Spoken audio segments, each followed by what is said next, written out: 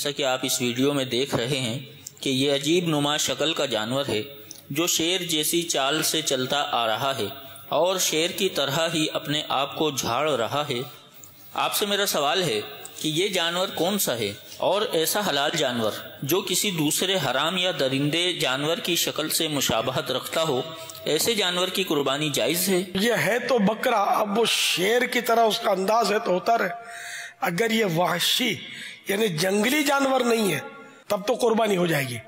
जंगली जानवर की कुर्बानी नहीं होती, जंगली बकरा जैसे, तो उसकी कुर्बानी नहीं होगी। अलबत्ता जरा इसके सर को गौर से देखते, फिर दिखाइए इसका सर कि कुर्बानी में कोई रुकावट इसमें नजर आ रही है। बूझो तो जाने कि इस जानवर के सर में एक कुर्बानी की रुकावट नजर आ रही है तो बकरा ही और जंगली भी लग नहीं रही है, यानी देसी लग रहा है।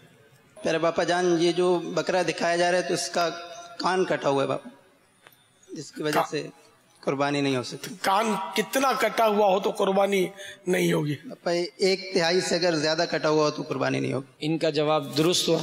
हाँ दुरुस्त, माशाअल्लाह।